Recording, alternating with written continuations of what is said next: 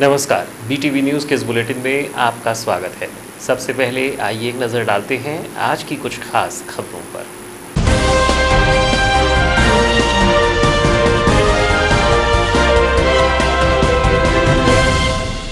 कोतवाली थाना क्षेत्र अंतर्गत शंकर घाट के समीप एक नाले में मिला शव। संदिग्ध हालत में मिली युवक की लाश। गौरीशंकर नगर का रहने वाला था मृतक अंकित। सब्जी बेचने का कार्य करता था युवक। 10 मई की रात्रि में हुए हत्याकांड का पुलिस ने किया खुलासा। भरवेली निवासी छोटू मद्रासी की हत्या की सुलझी गुत्थी। आपसी रंजिश के चलते हुई थी छोटू मद्रासी की हत्या। मामले में आरोपी दारा सिंह को किया गया गिरफ्तार। रेड जोन में फंसे छात्र छात्राओं की हो रही है वापसी। भोपाल और इंदौर से बालाघाट लौट रहे हैं विद्यार्थी। छात्र छात्राओं ने शासन प्रशासन के प्रति जताया आभार। विधायक गौरीशंकर बिसेन ने छात्र छात्राओं से जाना हालचाल। अन्य लोगों को भी लाया जा रहा है बालाघाट। और अब समाचार विस्तार से। नगर मुख्यालय से लगे शंकर घाट के समीप एक नाले में एक युवक की लाश कोतवाली पुलिस ने संदिग्ध हालत में बरामद की है। शव के पास से चुन्नी, गमछा और अन्य आपत्तिजनक वस्तुएं भी मिली है। मृतक का नाम अंकित मेश्राम है, जो सब्जी बेचने का कार्य करता था और पास ही के गौरीशंकर नगर में रहता था। पुलिस ने शव को बरामद कर पोस्टमार्टम के लिए भेजा है। कोतवाली पुलिस को क्षेत्र के वनपाल से सूचना मिली थी कि शंकर घाट के पास जंगल में किसी अज्ञात युवक की लाश नाले में पड़ी हुई है। सूचना मिलते ही डायल 100 और कोतवाली पुलिस मौके पर पहुंची और शव के पंचनामे की कार्यवाही की गई। पुलिस को शव के पास से चुन्नी, गमछा, चप्पल और कई सारी आपत्तिजनक वस्तुएं भी मिली है। युवक का शव निवृत्त पड़ा हुआ था। वहीं घटनास्थल से कुछ दूरी पर मृतक की गाड़ी भी खड़ी थी और उसी रास्ते से घटनास्थल तक घसीटने के भी निशान हैं। शव मिलने की जानकारी लगते ही पुलिस सहित डॉग स्क्वाड टीम और एफएसएल की टीम को भी मौके पर बुलाया गया, जहां पुलिस ने डॉग की मदद से काफी समय तक खोजबीन जारी रखी।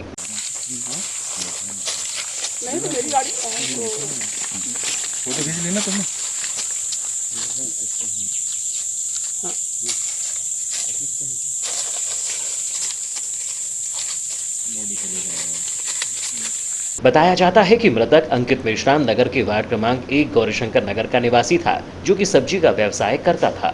मामले में नगर पुलिस अधीक्षक सुमित किरकेट्टा ने बताया कि प्रातः 7 बजे डायल 100 को वन विभाग के वनपाल के द्वारा सूचना दी गई थी कि शंकर घाट के समीप स्थित एक नाले में एक अज्ञात व्यक्ति का शव मिला है, जिसके बाद पुलिस टीम मौके पर पहुंची और मामले की छानबीन की। इस दौरान पुलिस ने मौके से कई साक्ष्य एकत्रित किए हैं। पीएम रिपोर्ट आने के बाद ही कुछ कह पाना संभव होगा। पुलिस सभी पहलुओं की बारीकी से जांच करेगी। सर, अभी क्या सामने आया? पुलिस किस तरह से जांच कर रही? डायल 100 पे करीब सुबह 7 बजे वनपाल इस क्षेत्र के जो लगते हैं वन क्षेत्र के, उनके द्वारा ये सूचना दी गई थी कि एक अज्ञात व्यक्ति की लाश यहाँ नाले में पड़ी हुई है। जो मौके पे पहुँच के पुलिस द्वारा जांच पड़ताल चालू कर दी गई है और प्रथम दृष्टया ये समझ में आ रहा है कि जो व्यक्ति है उसकी अज्ञात कारणों से मृत्यु हो गई है और जिसकी आगे जांच चल रही है। सर, किस तरीके का माहौल क्रिएट किया गया यहाँ पे? जैसे बताया जा रहा है कि उसकी गाड़ी सामने पे है, चप्पल है और उधर पे चुन्नी उन्नी है, उसकी लाश बाजू में पड़ी हुई है। हर परिस्थिति जन साक्ष्य का आकलन किया जा रहा है। अभी फ़िलहाल जो है ये जो इन्वेस्टिगेशन का जो प्रथम चरण होता है, जो सीन ऑफ क्राइम को सुरक्षित करना और उसके आगे जो भी साक्ष्य एकत्रित करना, वो प्रक्रिया चल रही है। सर, हत्या है कि आत्महत्या ही है? ये अभी नहीं कह सकते अपन ये, लेकिन ये है कि प्रथम दृष्टया लग रहा है कि अज्ञात कारणों से ही मृत्यु है। क्या करता था सर लड़का? ये गुजरी चौक में सब्जी की दुकान लगाता था। वो अन्य कार्य भी करता था, जैसे पेंटर। 10 मई की रात्रि भरवेली थाना क्षेत्र अंतर्गत भरवेली के ओडिया मोहल्ले में निवासरत दुर्गा प्रसाद उर्फ छोटू मद्रासी की हत्या का मामला पुलिस ने सुलझा लिया है। मामले में पुलिस ने एक आरोपी को गिरफ्तार किया है। पुलिस की माने तो मामला आपसी रंजिश का है, जिसके चलते छोटू मद्रासी की हत्या की गई थी। मामले का खुलासा करते हुए नगर पुलिस अधीक्षक सुमित किरकेट्टा ने बताया कि भरवेली थाने में 11 मई को फरियादी रवि कुमार शिववंशी के द्वारा शिकायत दर्ज कराई गई थी कि इसके छोटे भाई छोटू मद्रासी उर्फ दुर्गा प्रसाद शिववंशी को 10 मई की रात्रि 11 बजे किसी अज्ञात व्यक्ति के द्वारा धारदार हथियार से चेहरे पर चोट पहुंचाकर उसकी नृशंस हत्या कर दी गई है, जिसके आधार पर भरवेली थाने में अपराध पंजीबद्ध कर मामले को विवेचना में लिया गया था। विवेचना के दौरान टीम गठित कर अपराधियों की पतासाजी की जा रही थी। इस दौरान घटनास्थल के आसपास लगभग 150 संदिग्धों से पूछताछ भी करते हुए जानकारियां एकत्रित की गई, जिसमें जानकारी से पता चला कि आरोपी ज्ञान प्रकाश उर्फ दारा सिंह सोन कलिहारी से घटना से पूर्व मृतक छोटू मद्रासी का विवाद हुआ था तथा घटना के समय आरोपी को घटनास्थल के आसपास भी देखा गया। जिसके बाद ज्ञान प्रकाश उर्फ दारा सिंह को अभिरक्षा में बारीकी से पूछताछ की गई तो उसने अपना जुर्म स्वीकार कर लिया। सीएसपी सुमित किरकेटा ने बताया कि आरोपी ने पूछताछ के दौरान बताया कि 10 मई की रात्रि लगभग 8:30 बजे अपने घर के बाहर सामने खड़ा था। इस दौरान छोटू मद्रासी शराब के नशे में घर के सामने से निकला और गंदी गंदी गालियां देने लगा। इसी कारण दोनों का विवाद हुआ। इसके पूर्व में भी छोटू के द्वारा कई बार इस तरह की गाली गलौज की जा चुकी थी, जिसके चलते छोटू के विरुद्ध रंजिश बनी हुई थी। 10 मई की रात्रि 11:30 बजे दारा सिंह ने अपने घर से इकट्ठा निकाला तो रोड सुनसान थी, मोहल्ले में भी कोई नहीं दिख रहा था। तो दारा सिंह तेजी से उसके पास गया और गुड्डी बाई के घर के सामने छोटू मद्रासी को मारने की नीयत से उसके चेहरे व मुंह पर 3 बार कत्ता से जोर जोर से वार किया। उसके बाद जब छोटू के मुंह से खून निकलने लगा तो उसे धक्का देकर पटक दिया और भागकर पुनः अपने घर आ गया और घटना में प्रयुक्त हथियार और कपड़े अपने घर में छिपा कर रख दिया। तत्कालीन थी, जैसे कि आप सबको पता है कि छोटू और जो दारा सिंह है या पड़ोसी, इसका लगातार जो था वो 6 महीने में काफ़ी बार विवाद हुआ है, क्योंकि छोटू जो था ये खुद अपने में आपराधिक प्रवृत्ति का व्यक्ति है, जो नशे करने का आदी था, जो अपने घर के आते जाते समय उसकी खासकर दारा सिंह घर के आते जाते समय गाली गलौज किया करता था। तो ये जो छोटी बात थी ये उसके लगातार घर कर रही थी, जो उस दिन जो बहुत अत्यधिक आवेश में आने का कारण भी बनी और जिसके कारण उसने हत्या कर दी छोटू मद्रासी। जी हाँ, ये अकेला था। सर आरोपी का भी कुछ रिकॉर्ड है पुराना? जी हाँ, रिकॉर्ड, आपराधिक रिकॉर्ड आपको दे दिया जाएगा। सर इस घटना को लेकर आरोपी ने कभी इसके पहले शिकायत की थी कि आते जाते गाली गलौज करता है? जी नहीं, ऐसी कोई शिकायत नहीं। इसमें एक से अधिक आरोपियों को जानकारी लगी है सर, इसमें एक से अधिक आरोपियों को जानकारी मिल रही है कि इसके साथ कुछ और लोग थे जी, क्योंकि इसके अकेले की बस की बात है उस व्यक्ति को मारना। पहले भी इसके कई बार उससे विवाद हो चुके हैं, वो नामचीन गुंडा है, पुराना है और ये अभी नया इसका लाइनमेंट था, तो इसके कुछ अपराधों को वो रोक रहा था बार बार बरेली में। इससे कामों को अंजाम देने के साथ कुछ साथी लोग भी शामिल हैं।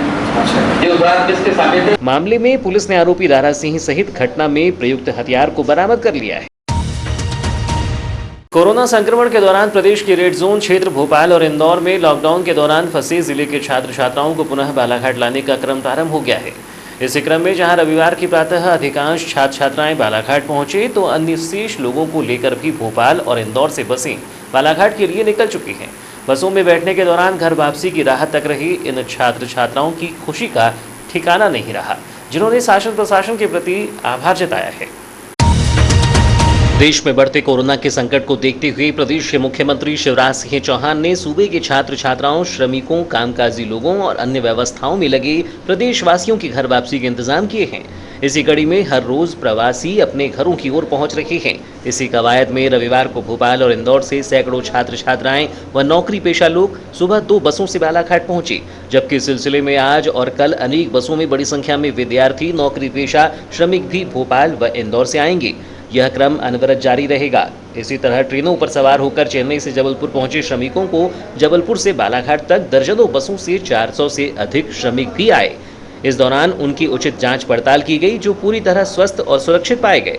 मुख्यालय में निर्धारित समय के क्वारंटाइन के पश्चात इन्हें अपने घरों तक सकुशल सरकारी खर्चों पर पहुंचा दिया जाएगा, जहां उन्हें 14 दिन के होम क्वारंटाइन में रहना होगा। इस दौरान भोपाल में सर्वप्रथम चिकित्सकों के द्वारा छात्र छात्राओं सहित अन्य लोगों का स्वास्थ्य परीक्षण किया गया, जिसके बाद इन्हें सोशल डिस्टेंसिंग के आधार पर बसों में बिठाया गया।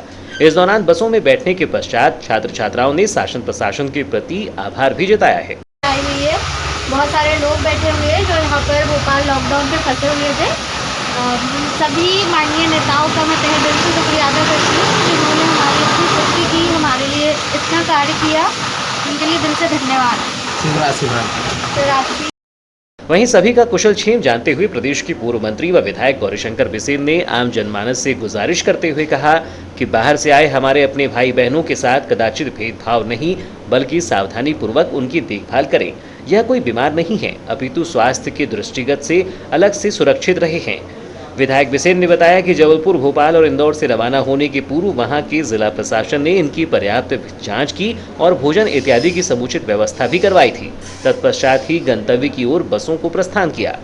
रास्ते में पेयजल इत्यादि की व्यवस्था की गई। जिले की सीमा में मौजूद जांच चौकियों में भी इनकी निगरानी और जांच पड़ताल करने के साथ ही भोजन पानी की व्यवस्था हुई। फिलहाल समाचारों में वक्त है एक छोटे से ब्रेक का। ब्रेक के बाद हम फौरन हाजिर होते हैं, तब तक बने रहिए BTV न्यूज़ के साथ।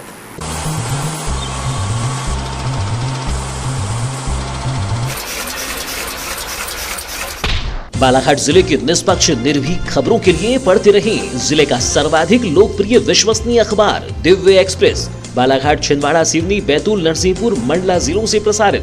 विज्ञापन हेतु संपर्क करें 9399213808 8109853142।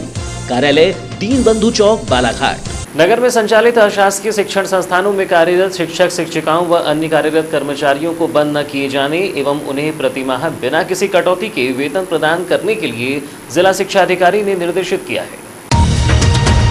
इस संबंध में जिला शिक्षा अधिकारी राजेंद्र कुमार लटारी ने बताया कि वर्तमान में देश में कोरोना संक्रमण की रोकथाम के लिए देश भर में 23 मार्च से लॉकडाउन की स्थिति है तथा इस परिस्थिति में शासन द्वारा जारी गाइडलाइन के अनुसार किसी भी शासकीय, अशासकीय संस्थाओं में कार्यरत कर्मचारियों को बंद न किया जाए तथा उन्हें प्रतिमाह बिना किसी कटौती के वेतन प्रदान करने के निर्देश दिए गए हैं। इस संबंध में शिक्षा विभाग द्वारा जिले के समस्त अशासकीय शिक्षण संस्थाओं के प्रबंधन संचालकों एवं प्राचार्यों के लिए निर्देश जारी किए गए हैं। लेकिन फिर भी दुखद है कि जिले के निजी स्कूलों की शिकायत आ रही है कि कहीं 2 माह तो कहीं 3 माह से वेतन नहीं दिया गया है और कहीं आधा तो कहीं पौना वेतन का भुगतान किया गया है, जो शासन के निर्देशों के विपरीत है।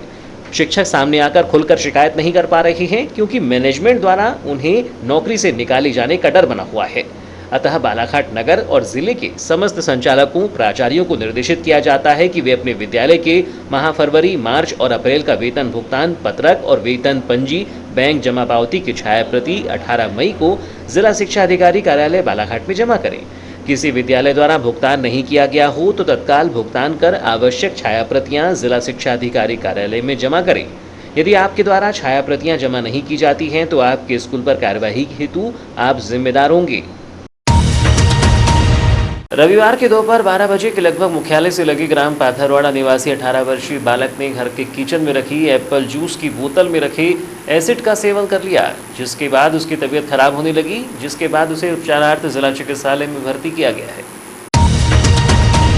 इस संबंध में जानकारी के अनुसार कोतवाली थाना क्षेत्र अंतर्गत अविनाश पिता धनराम बसेने ने रविवार की दोपहर घर के किचन में एप्पल जूस की बोतल में एसिड को जूस समझकर सेवन कर लिया और उसकी हालत बिगड़ने लगी, जिससे उसके परिजनों ने तुरंत ही जिला चिकित्सालय में लाकर भर्ती कराया, जहां उसका उपचार जारी है।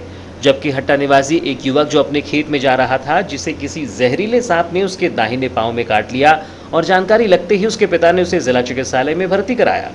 बताया जाता है कि 20 वर्षीय उमेश बंसपाल जो कि मार्केटिंग का कार्य करता है, किंतु लॉकडाउन के चलते वह घर पर ही रहता है, जो 16 मई की सुबह 10:30 बजे खेत जा रहा था और खेत में पहुंचते उसे सांप ने दाहिने पैर में काट लिया, जिसके बाद उमेश सिंह ने मोहल्ले में दोस्त को फोन पर सूचना दी। तब उसे मोटरसाइकिल से जिला चिकित्सालय में भर्ती कराया गया, जहां उसका उपचार जारी है। वारासिवनी थाना क्षेत्र अंतर्गत ग्राम चिल्लौद व कोपे के बीच एक खेत में एक व्यक्ति के शव मिलने से सनसनी फैल गई। फिलहाल अभी तक मृतक की पहचान नहीं हो पाई है। वारासिवनी पुलिस थाने से प्राप्त जानकारी के अनुसार रविवार सुबह लगभग 10 बजे ग्राम चिल्लौद निवासी जनकलाल अपने खेत में खाद डालने के लिए गए हुए थे। जब वह खेत पहुंचे और खेत में खाद डाल रहे थे, तभी उन्हें एक व्यक्ति की लाश खेत में दिखाई दी, जिसकी सूचना उनके द्वारा सरपंच को दी गई।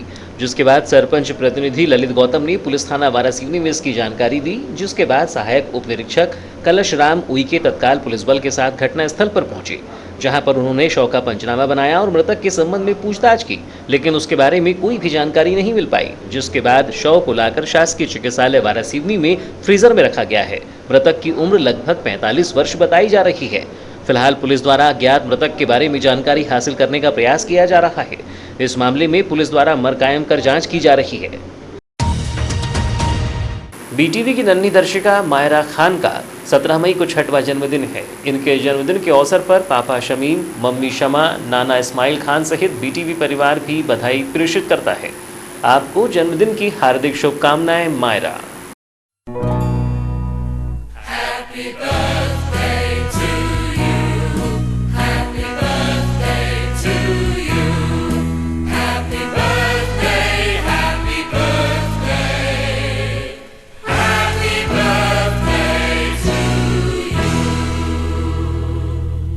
और अब अंत में चलते चलते आइए एक नज़र डालते हैं आज की कुछ खास खबरों पर।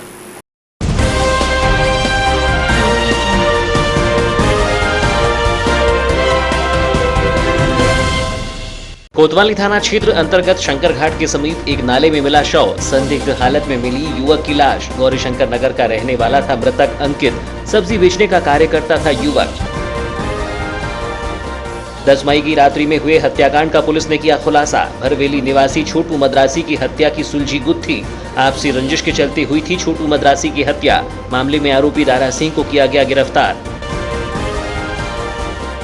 रेड जोन में फंसे छात्र छात्राओं की हो रही है वापसी। भोपाल और इंदौर से बालाघाट लौट रहे हैं विद्यार्थी। छात्र छात्राओं ने शासन प्रशासन के प्रति जताया आभार। विधायक गौरीशंकर बिसेन ने छात्र छात्राओं से जाना हालचाल। अन्य लोगों को भी लाया जा रहा है बालाघाट।